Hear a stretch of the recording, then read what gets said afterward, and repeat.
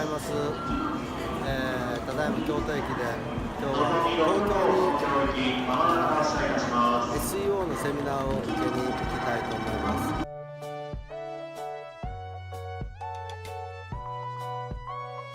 11番線到着の列車は9時58分発。品川に着きました。セブンイレブンのところで渡って、会場に向かいたいと思います。今日はとても涼しいです。今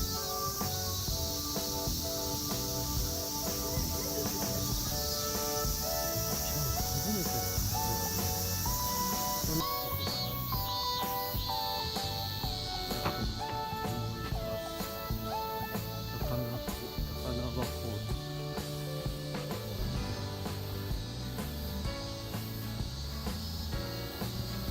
とりあえず入っています。品川コンファレンス。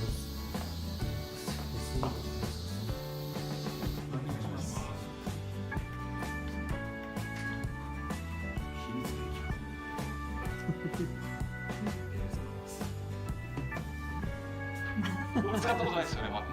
今まで皆さんの前で。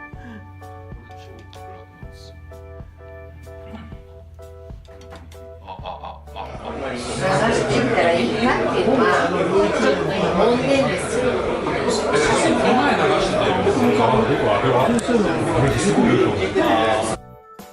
なんかわからないですけど、いらっしゃいました。4人分です。だから山梨独自のやり方を構築しないとダメだと気づいて。ドラッカー。そうです。マンチェスター戦略のこういうところは僕のチェックです。なるかな。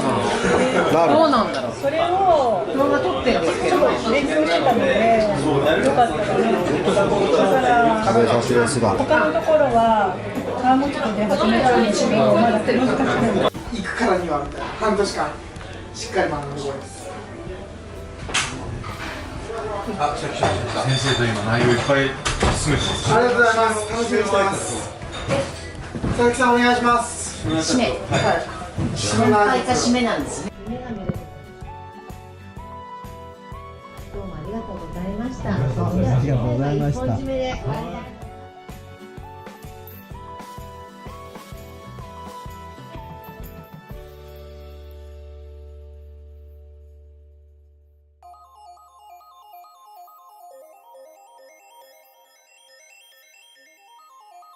お疲れ様です。はい、失礼します。